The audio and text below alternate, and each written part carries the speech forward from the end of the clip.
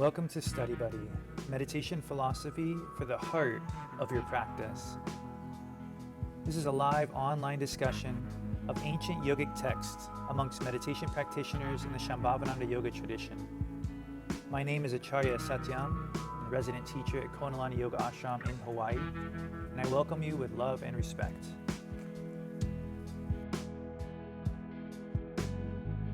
So we're going to jump into the sutra from last week, just a little recap and just trying to inspire our discussion. And so, Karana Shakti Svato Nabhavat. Karana Shakti was translated as being the power to create or dissolve our reality at will. So that was a pretty big deal. And it said that everybody has this power. Everybody, it's a universal quality of just being a sentient being. And we saw this potentially one way of understanding it was about creating your own reality. And we saw that everyone has this ability. We see this ability when we are, for example, dreaming or imagining. We know we have this ability when we're in the kitchen and we add that spice that's not in the recipe. We are saying, I can create a reality right now. I'm going to participate in my life. I'm going to create something. And essentially what we're really saying is that I can be a part of my reality in a way that will have this impact. So one of the first prompts was asking ourselves, where do you do this already? Where do you create your reality? And of course you can go off of the prompt, you don't have to follow that. But is there anywhere that you already do this kind of work? And did you notice in that sphere that you were making choices, that you were really, you were participating and having that impact? So that was the first half of the sutra. And so I'll give you some space right now if that inspires anyone. And again, you don't have to go in that direction. But while people are reflecting, I wanted to share like a little bit of an aha moment that I had after last week. For those of you that were there, Satyam had a few prompts of like, oh, do you ever imagine anything in the clouds? Like raise your hand. Or are you a creative person? Raise your hand. Do you remember that part of class? Yeah. And I felt like a little fraudulent. I was like, oh, I know I'm supposed to raise my hands. I like want to be a creative person, but I felt like tentativeness as I raised my hand. I don't know if anyone else like had a moment of that. And then later at a meal time with the group here, we were talking and it came up, the creativity of cooking. So thank you for using that metaphor today. Mm-hmm. And I was like, that is where my creativity shines through. That moment where you have no plan and you open the fridge and you're like, okay, what do we have? Like, how can I make magic from this? And the reason I wanted to share that is because it felt so sweet for me to really feel and acknowledge like, yes, creativity moves through me even when I'm not like in a time where I'm painting a lot or playing a lot of music or those obvious like artistic pursuits. There is still a way that this energy can flow. And I wanted to share that in case anyone else was like not necessarily feeling like you're at your most creative right now. I wanted to plant the seed that you're probably problem solving and living your yogi lifestyle in a way that is really unique and really allowing something to come through. So I don't know who needed to hear that, but that was kind of my breakthrough this past week. Thanks, everyone. Mm-hmm. Thanks, Bob. Double thumbs up. Radharani, go for it. So, thanks for sharing, Abhay. I guess that kind of like was a little bit my experience last week when you asked Satyam who feels you are creative, and I'm a musician, but I don't perform much anymore because of my work. So I don't feel like creativity is coming that way for me too much. And I don't feel creative in an artistic way, like, visual arts. But then throughout the weekend and where you were talking right now about, I was like, but wait, creating doesn't necessarily only means the arts, and we just think about a creative person being an artistic person in music or visual arts or any other artistic endeavor. And it's like, and the sutra is saying we're creating our reality. So whatever our reality is, we are creating it. So we are creative by nature. Like, it's by nature, we are creative because we're creating it. If we like it or not, it's different, but Right. we are participants in that. Mhm. So that made me feel, I was thinking about that at the end of last class, and now when you said that about, I came back to me. It's like, oh yes, it's like, don't put creativity in a box. Mm, Creativity is way bigger than that box that we think of. And mm, you know and related to the prompt, like, what do you create? So I've been thinking this week about your my thoughts, right? It's like your thoughts, depending on, can make you happier. I think we mentioned that last week, or that's was something that I took with me through the week and with the prompt in the little book. And so I started to try to notice this week how I was reacting to what other people were sharing or saying in any like situation in my life, right? And trying to, with my thoughts, be very kind of like positive and try not to judge too much the situation, but let it be a little bit. um and I think that something that came through to me was like, I didn't have to say too much. More like listening and being part of the conversation will create a little bit more of an harmonious moment, I felt. And that my thoughts, I try to not just go to any judgmental part of it, but just like accepting things that they were coming, and just like being open to what was, without me making judgments and putting things in boxes. So I was trying mhm. let my thoughts be a little freer that way. Thanks, um Radharani. That was that's I really appreciate I appreciate you taking the time to really bring this into your life too, because last week when you said like I've heard this prompt before, I just it's not real. It's not real for me yet. And I was like, well, I'd love to hear you work with it this week and see where it takes you. And I think the direction that you went was really skillful, because in the sutra, it really breaks down the concept of creativity, or the idea of creating a reality. As you can see in the quote over there, it says, according to the thoughts they choose, every individual being, and then it says it in its own way, has the power of knowing and acting, which is another way of saying has the power of creating their reality through their thoughts and actions. We had that quote from the Buddha that literally said that. Um, and so, yeah, I mean, it's really that fundamental, the thoughts you choose to focus on and the thoughts you choose to act upon uh, are the essence of how we're creating our reality. And so, to think of it as like a paintbrush is so like rudimentary. Like we're like so much more atomic level than that when with our discussion of creativity. So yeah, that's exactly the work that was presented to us. Can I jump in? Please. Something I want to highlight that Radharani said that's maybe a little counterintuitive, and I think really useful for us to reflect on or even comment on. When you first hear the idea of creating your own reality, kind of feels like a little bit of doership, right? It's like this, oh, I've got to like take my life by the reins Right. and direct it, and this is what I want, and this. And what I heard Radharani sharing is her reality of that experience was actually like a stepping back and like Mm, becoming more receptive and more observant. And mm, so I think mm, that's really insightful, Radharani, that like our participation isn't at the level of doership, you know, but at the level that Babaji has been sharing with us so much after over the past couple of years of like letting go and being softer, being more in the flow. But that's not passive, right? It's like it's just subtler.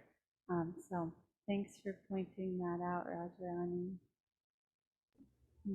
And can I add something? Because like this is taking me also to when I was thinking about this and thinking about how we sometimes hear like you create your own reality and you can create, as you said, it creates some doership and it creates a little bit of I want my reality to be this way, so I'm gonna dream about it and I'm gonna make a plan for it. And I thought, well, that's the opposite of surrender, which is the work, right?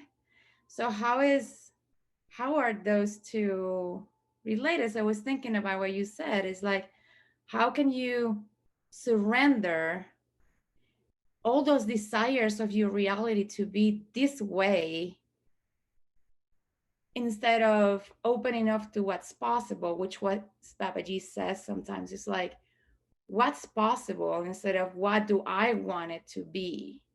So it's kind of like a real balance of letting things flow and you kind of like flowing with it in a positive way. And a couple of times this week at work, things just were not working. And sometimes I tend to be like, if it's not a plan, I'm a planner. So if it's not according to the plan, I'm like, hey, what am I going to do? And I was like, just thinking about this is like, what if I choose my thoughts to be, okay, what is possible with what I got? And it did help me and everybody involved in just like, okay, just we don't have all that we need. Okay, let's just change course. So I was thinking about a lot about surrendering too, because there has to be that balance there. But anyways. Congratulations. It feels like a big, like this allowed you to bring your practice into your day and your work life in a really fruitful way. Thanks for sharing. And I just want to, can I jump in? I just want to say, like, you sort of segued us to the second half of this sutra, where it takes this concept to the subtlest level of creation, which is was summarized by an almost impossible sentence in the sutras that was almost like a Zen koan, but I thought it was possible to interpret, which is here, is that discarding the established awareness and still strengthening the power of our awareness. And so what this could be interpreted to mean is, like you were saying, there's a sense of doership that comes with creativity sometimes. We're like, oh, I want to manifest this certain reality. And that is a stepping stone in the creative process. There's nothing wrong with that. In fact, it might be the stepping stone that takes you to this even more subtle creative state. So if visualizing a different reality, visualizing yourself in a better space than you're in, if that helps you let go of worrying, if that helps you let go of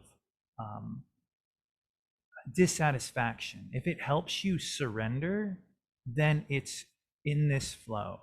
And then eventually you get so familiar with this space, this creative space, that you can actually access it without having to associate a certain manifestation to it.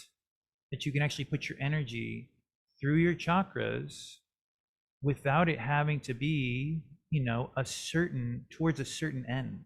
You can actually just quote unquote do the work, as you were talking about. And I think that Babaji often teaches a middle path on this. See what's possible is the middle path of saying, have a vision, but also work with your circumstances. And that's that middle path of like, we're not trying to just like be in a cave. we want to work with our situation, but we also want to work with it in a way that allows it to evolve beyond the limitations of our understanding. Geeta, I see your hand going up. Go for it. And okay, and there might be another hand after that. The key words here are discard the absence of the establishment of awareness. So to flip that around, it is to strengthen one's awareness. And then when you're more aware, it's like what you were just talking about, Babaji. He's always talking about looking at what's potential in the situation. Well, if you're not aware of what's around you and only focused on what you want to have manifest, then you miss all of that potentiality and what is possible often just can't happen because your focus and energy is someplace else. Anyway, that's my 2 cents. Yeah. Yeah, it's a real fine line. This ability to work without shaping too much, but to not, It reminds me of that period of time when the Sangha and Babaji and Faith were building the dome, the education center, and they wanted a school, and they wanted a school, and they wanted a school, and that is absolutely what didn't happen, but something equally gorgeous and meaningful was the result. So when I read this, I think of that building project and what happened. It's so valuable that we have so many examples of these sutras in our practice playing out in real life scenarios because of Babaji and Faith and our sanghas literal commitment to their practice over the last 50 years. There's just so many examples we just get to like point to and be like, look, this worked. Watch, look at Rudy's bread, look at the bakery, look at the slow accumulation that led to the ashrams, look at these stepping stones, look at the pivoting that's constantly occurring. They're really. So can I I might have missed a hand. I see a hand here in the room with Dandelion, but I might have missed another hand. We're gonna give it another couple of minutes. So I apologize if I missed you. Just maybe raise your hand up. Dandelion, if you want to go, I have to mute some things and you can unmute. Just give me 1 second. And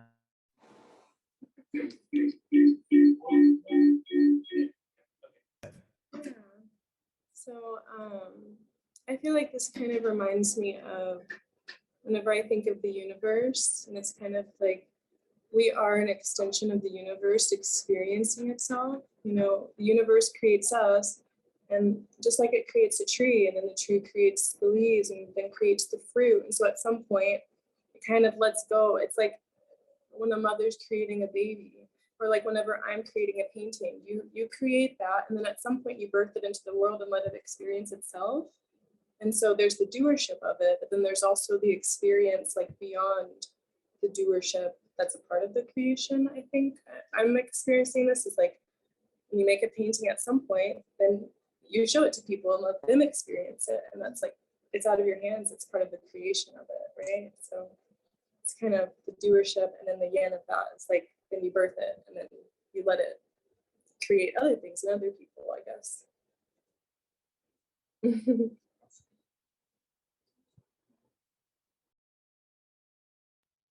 thanks, Dandelion. That was awesome. I see some inspiration out there. Oh, we've reached our 20 minutes.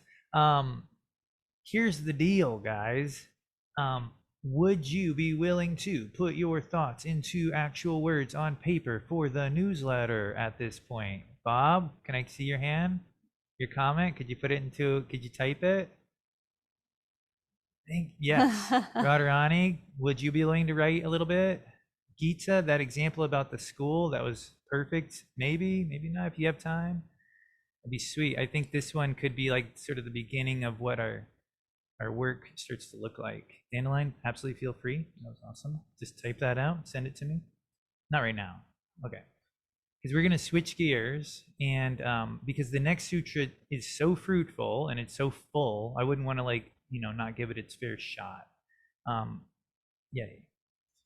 So let's take a moment here for some tension release, just to give ourselves a clean slate before we start our practice. If there's anybody new that may not know this practice in full, I'll give a couple cues. If you've done it, just tune me out and do your work.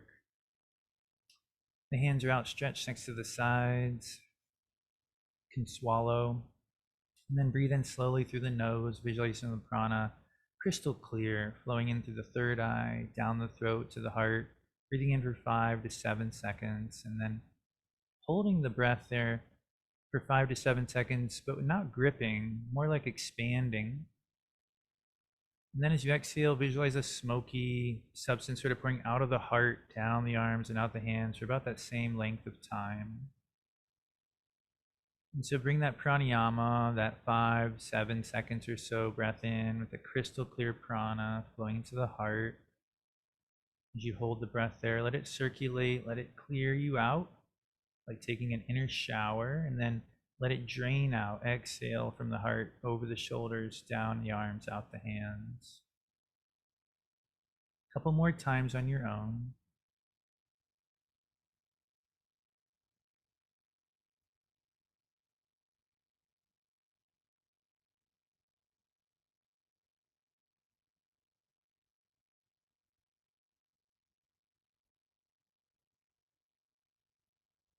Really try to feel it go on that exhale without pushing it. Almost like pulling a drain, and really let it go, pulling a plug.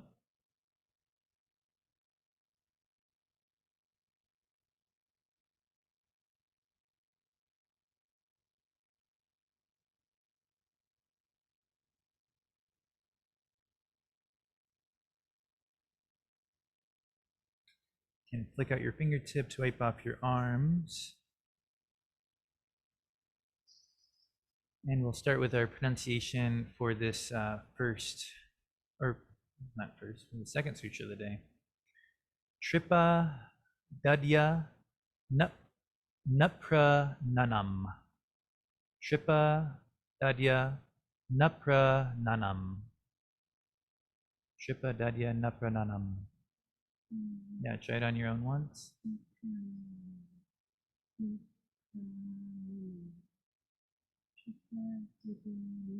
Emerging from the state of Turya, insert the absolute bliss of that state into the waking, dreaming, and deep sleep states, and they will become one with that state of Turya.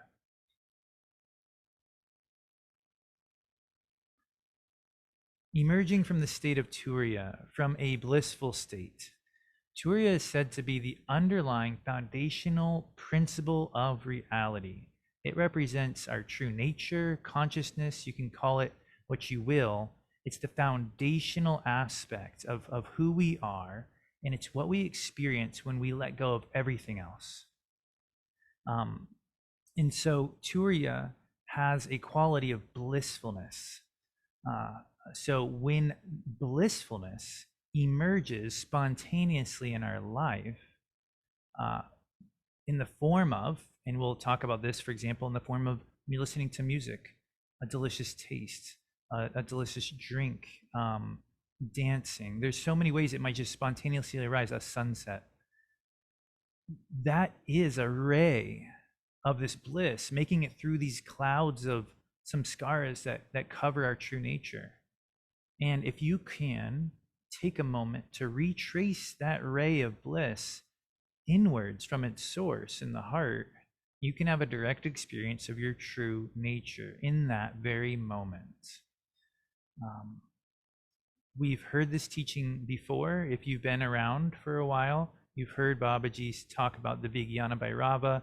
When experiencing the joy of seeing a long-lost friend, trace that joy to its source. And Babaji adds comically afterwards, before you remember why you haven't seen that friend in a while, because you guys had an argument. But the idea is, trace it to its source in that moment, and you'll get a big reward. Don't trace it to its source, and it slowly dissolves. nothing wrong with that. But it's almost like we're trading in this t-shirt level experience of rather than the full sort of concert experience of our happiness. That we could actually be experiencing joy on a much deeper level. It would last longer, and it would actually start to permeate our life. So that is essentially what we are tasked to do in the sutra. It's a task we've been given before, and I hope that after reading it, I can actually expand a little bit your approach. If you feel like you've heard this teaching before, I personally have really enjoyed the approach that this will lead up to finding this possibility in your practice. So let's start with a little bit of reading. Prabhati, haven't heard from you yet today, and I hope I can hear from a couple other folks. Could you read this first sort of extensive chunk for us? I'm going to enlarge the screen for those of you. Okay. So even if your sense of perceptions are covered by the energy of illusion, at the time when you enjoy any sensation, God consciousness, Turya, is momentarily shining like a flash of lightning. What must be done in these moments where God consciousness shines is to be absolutely aware. If you do not maintain awareness, then you are finished. You are just like an ordinary human being. Although this God consciousness rises for only one moment, you have to give life to it and sustain it with awareness. To accomplish this, just hold it internally by keeping your consciousness introverted, not extroverted. It is with introverted consciousness that you will be successful. With introverted, successive, unbroken consciousness, you must give life to that God consciousness, which is held only momentarily. In these moments, you must give rise to that God consciousness again and again. Thanks, Prabhati. I know that was a long quote. That's why we have a whole 2 weeks to work with it, everybody. But nonetheless, rescan it.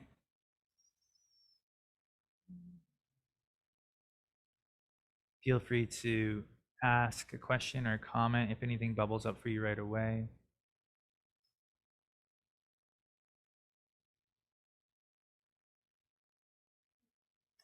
Sure, Yogita. I really feel that I experienced this today. This morning, I was not feeling well. I was hurting and didn't have any energy. And I said, usually I try to do things to make myself feel better and stuff. But I went inside and I got the energy going. And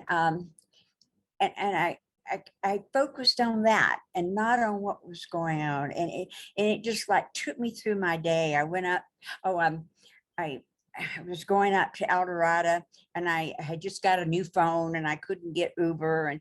And then, I was working on my talk, and no matter what I went through during the day, I kept feeling that awareness of that energy inside. And it was wonderful. It made me blissful, even though I was going through different things during the day. But wonderful example. Powerful, wonderful. And it is actually where this sutra sort of concludes as an example. Just to give you a little glimpse, it says, even when you are racked with fear, by being pursued by a fierce lion, then you can adopt this trick of awareness and trace that fear inwards and actually find energy and and actually find a resource like you did, Yogita. And so this isn't just for the shining, pretty moments. It's actually also for moments of tension in their various forms. The idea being, I think you nailed it when you said that you turned inside and you felt a flow of energy. You released the manifestation in that moment and you surrendered it in order to feel something that was behind it. Similar in the last sutra when we were talking about going to that sort of atomic creative state before it's taken a form, really identifying with that space. So yes, that is exactly what we are after. Babaji often says the challenge here is that our mind tricks us and associates our experience with the physical object that's in front of us. That's where we get tripped up the most. And so, yes, this is what we're doing. We're trying to feel a flow that is behind the experience. And I'm so grateful for your example. I mean, doesn't get any better than that. That's really why we do our work, right? You turned a challenge into a nectar.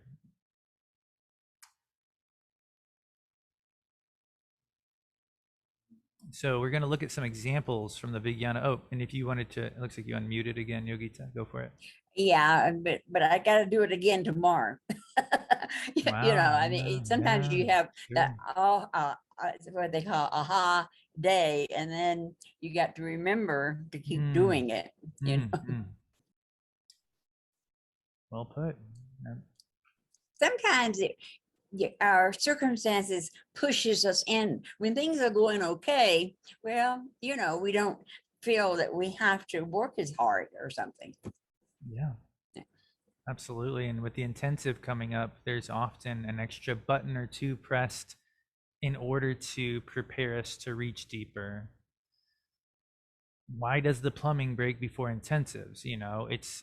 It's for our growth.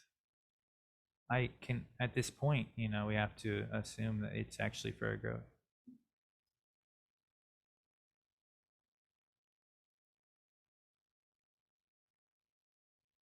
So we're told it's a flash of lightning. Turya shines through, a ray of light shines through these clouds like a flash of lightning, or like just a brief moment. And so we have to be able to, it says, turn our awareness inside and to hold what? To hold on to what? It's like the sunset so beautiful.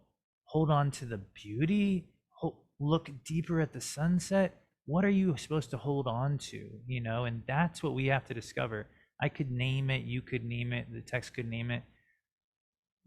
What are you holding on to is really what I see our work for the week to experience through your practice, not through your mind, right?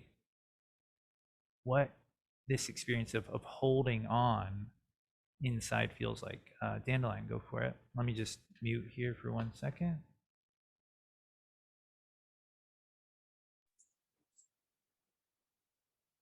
Quick thing.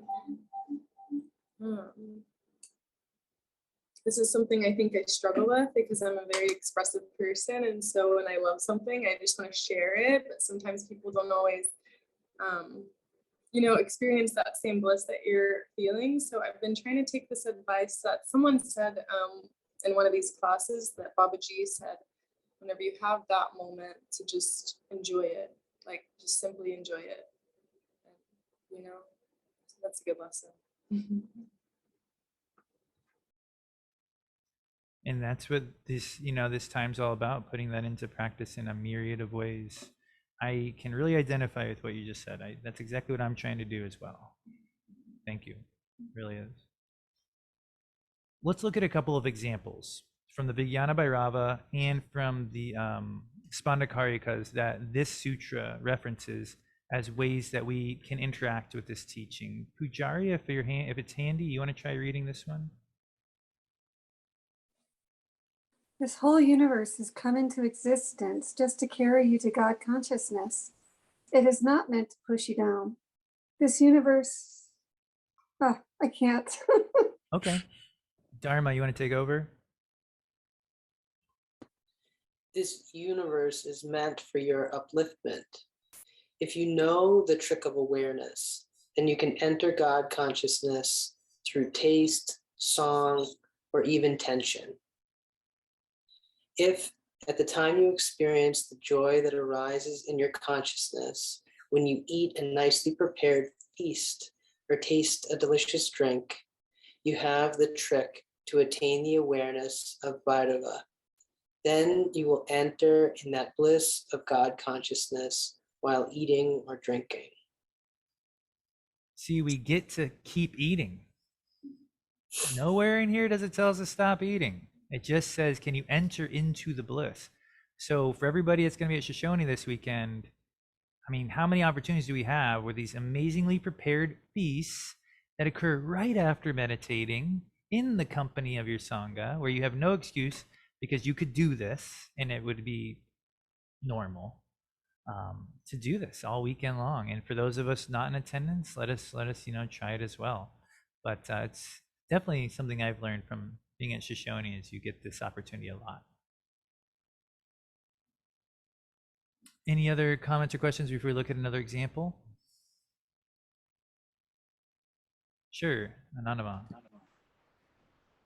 And then Dharma. I've been working for the last few months on when I have a heart-opening experience or great deal of joy to turn it in and recognize that it's coming from a deeper place inside rather than externally. And I've been trying now to start to do this even when I feel tension, to find that state of bliss. So today I had a huge amount of anger and frustration, just I don't even know why, it just came up. And so going back to that creative, like choosing your thoughts that we just talked about, I called on Ganesh 911 because I needed that Ganesh 911, but really was trying to told myself, I'm not these thoughts, I'm not these feelings. There's something deeper inside. And I was driving actually during this time, and I just kept working on connecting to this bliss and not attaching to that tension, which is what I really wanted to do. And about 20 minutes into the drive, I could feel it release, and it shifted where I was. And then I could really taste and feel that inner self. It was more tangible. It was better. It was stronger than the anger that had just arisen.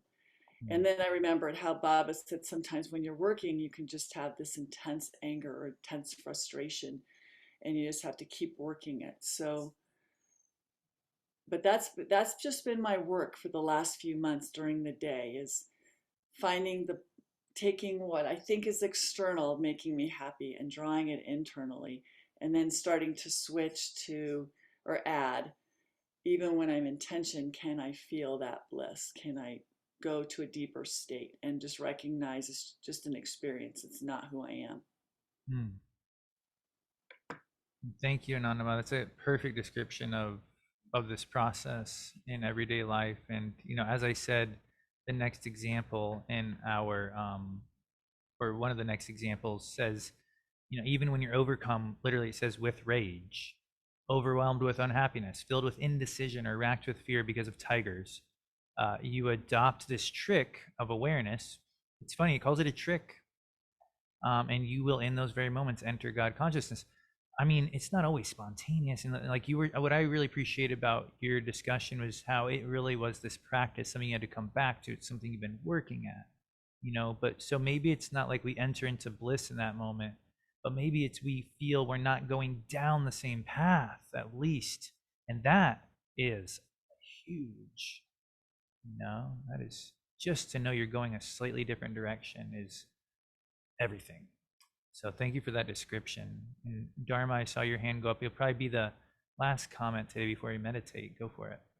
I was just thinking of how often faith has brought up that the universe brings you just what you need for your enlightenment. And it just sort of paraphrased the last slide you had. Right.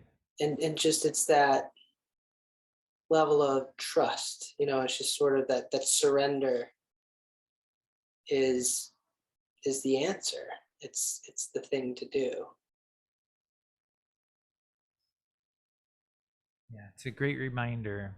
The universe is meant for your upliftment. It says it's not meant to push you down. Everything in it has come into existence just to carry us towards God consciousness. Sometimes it's a challenge, like Yogita was saying. Sometimes it's joyful. But every situation is uniquely catered to your karmic equation to precisely take you in that direction if we use it skillfully.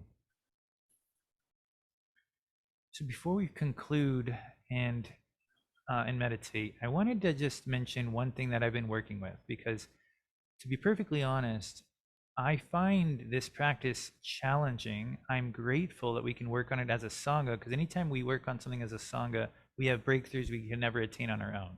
So Anandama, you've been doing this for months. Get ready. It's gonna be even better. I'm ready. I want to do this.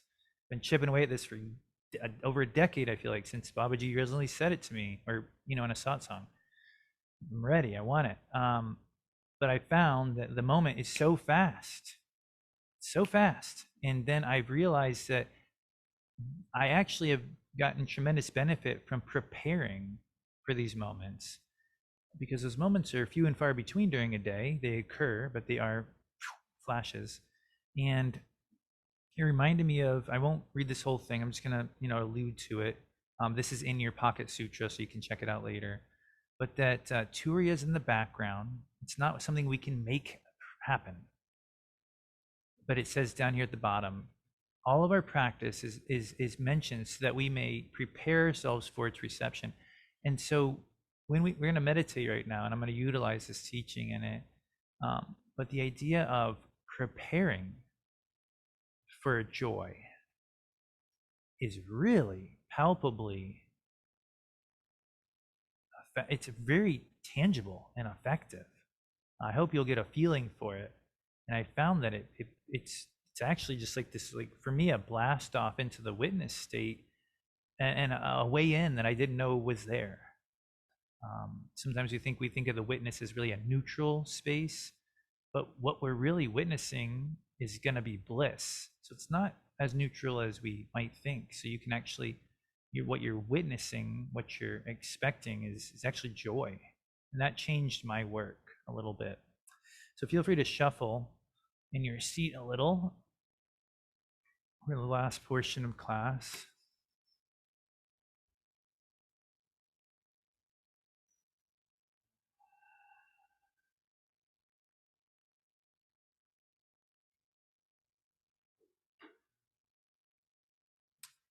And as always, let's just take a moment to cultivate a buoyant seat. Feel that gentle, very gentle buoyancy that rises up through the midline. It's a feeling of almost balancing. You can rock your pelvis sort of a little forward and a little back. We all have a tendency to grip in one direction or the other. You want to try to feel for where there's the least amount of gripping and the most amount of weightless buoyancy.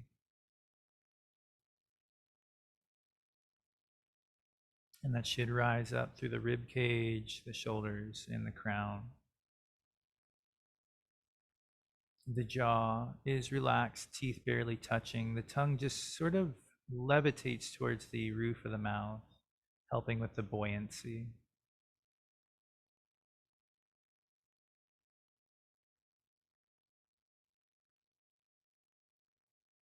And haven't taught this in a while. It's one of my all-time favorite teachings.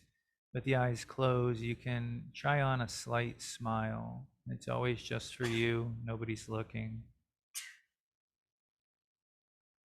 It's so slight, you probably wouldn't even notice it from the outside, but you can feel it.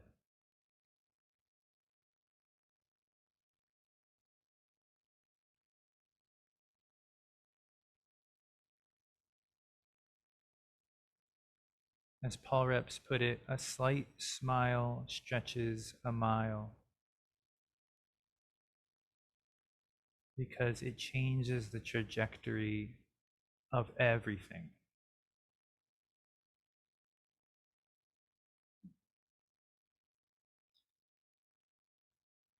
This whole universe has come into existence just to carry you to God consciousness, to carry you there.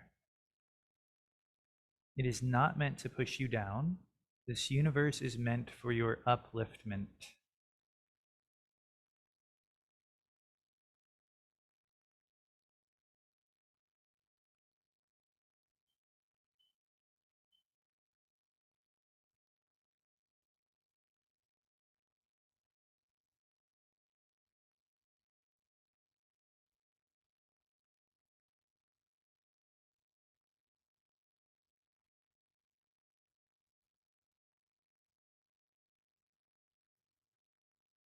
And so I want you to imagine for a moment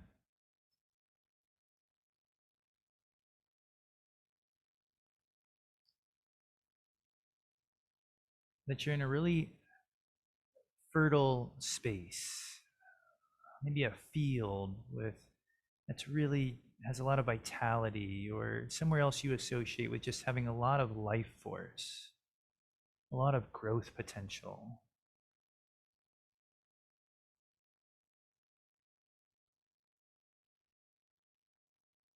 And let yourself just imagine that joy is just over the horizon. It's inevitable. According to the yogic tradition, it's your true nature. It can never be lost, and it can only temporarily be covered.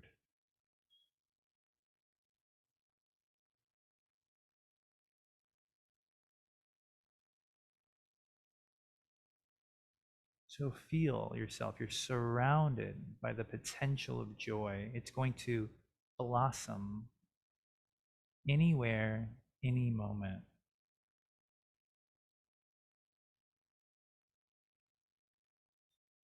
And now bring that awareness down into your heart.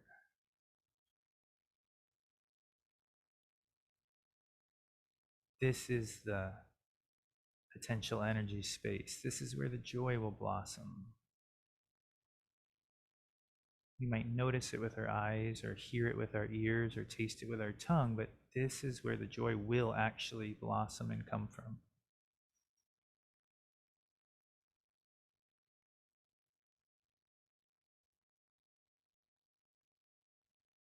And so let yourself rest for a moment in this state of conscious anticipation of joy. You don't need to reach for it. It's going to come to you.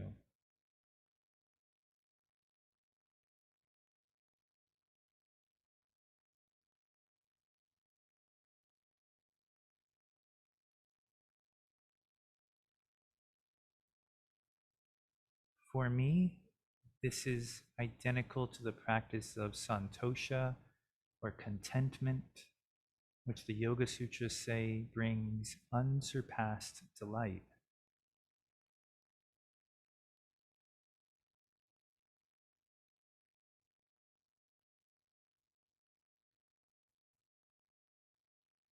This feeling of anticipating joy, knowing it's coming, is itself joyful, without any reaching.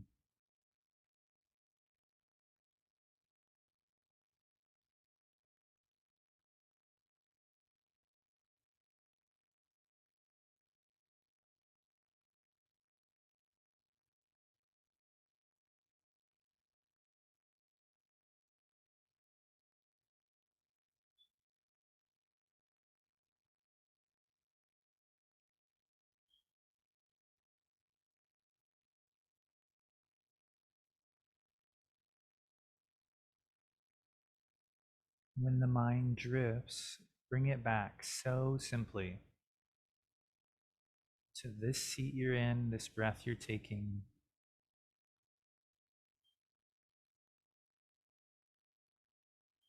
And you're waiting for joy because it is on its way, without question.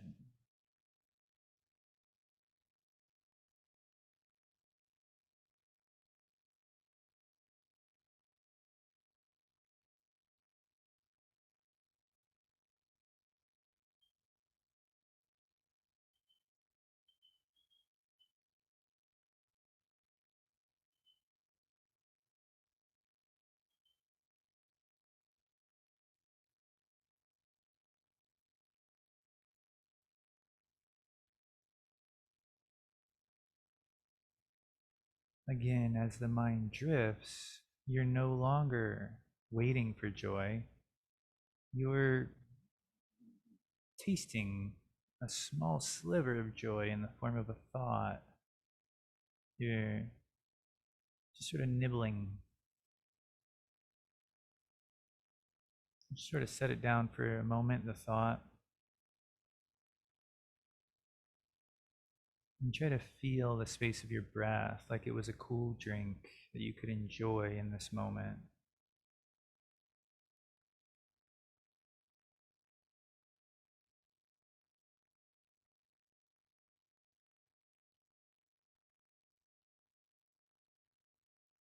Think of the mantra Hamsa or Om Namah Shivaya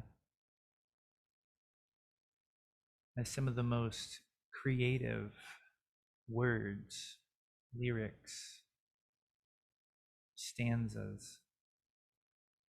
Hear them.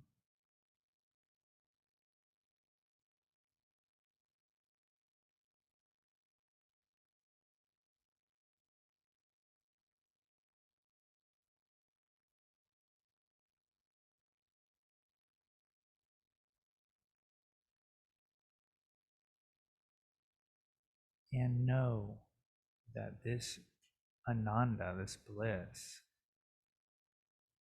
is inside of you, and it will erupt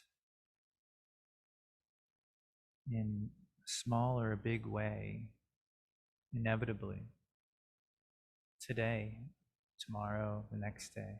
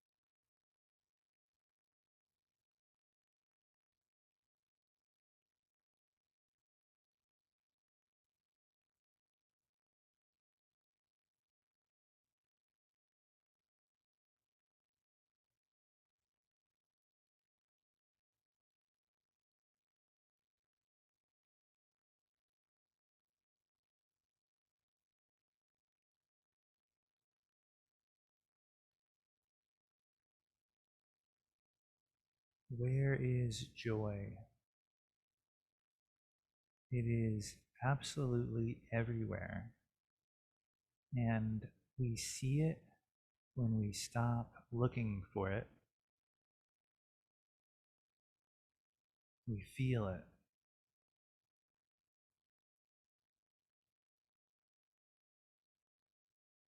So just entertain the possibility in a real practice way, not a thought way.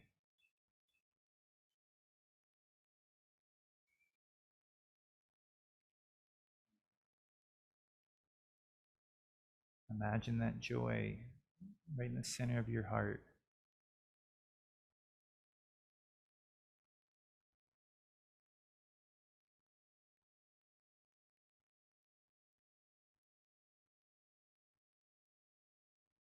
Put every thought on a shelf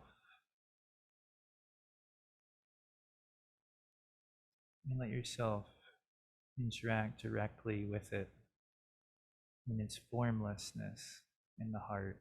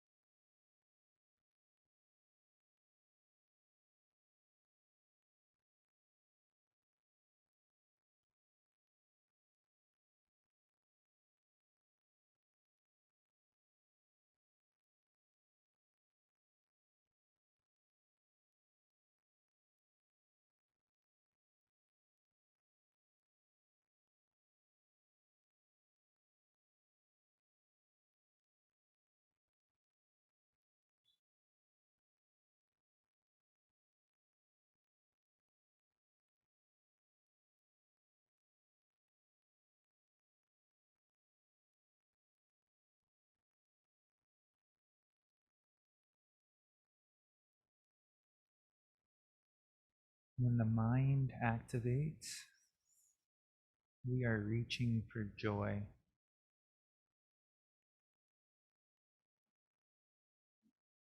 Let go of the thought.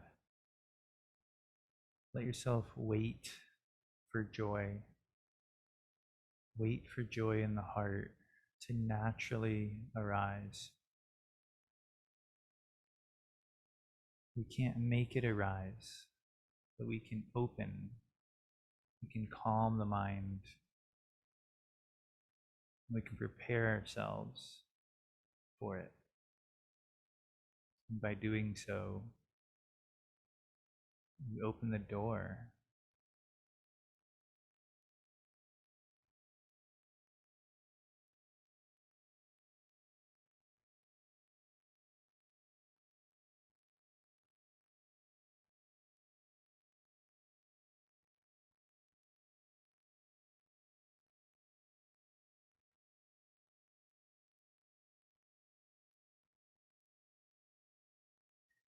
So we can take the last couple minutes or minute of class to bring our hands to the heart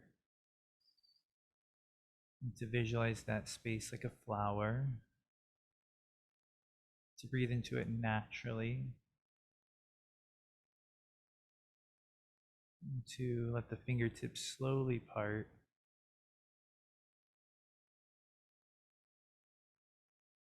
and to just feel that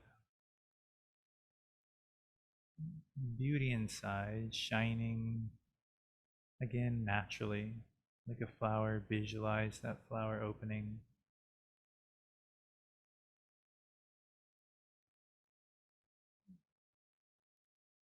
Natural feeling of gratitude can arise. Happiness without form. And we can offer up the nectar of our practice out of the crown of our head to Babaji and faith in the lineage and our Sangha and our self. In anticipation of this wonderful weekend to come, I recently read in a satsang text that Babaji used to really try to anticipate the joy before an intensive, to feel the joy that was possible. And so I hope that this class has allowed us to all do that as well. So, namaste, everyone. Have a great intensive weekend. See you all in 2 weeks, and 1 week from now, Dharma and Yogi will be presenting. So see you then too. Jai Jai Hanuman, Jai Jai Sitaram.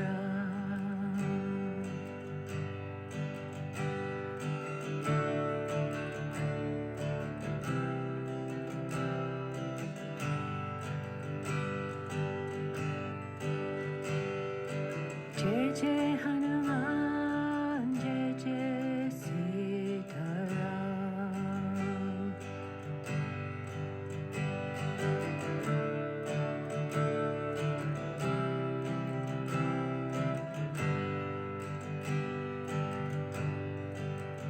Jai Jai Shri Ram Sitaram, Jai Jai Shri Ram Sitaram.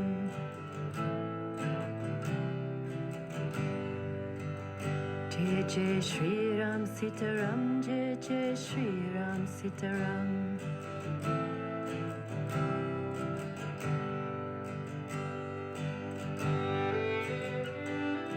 Jai Jai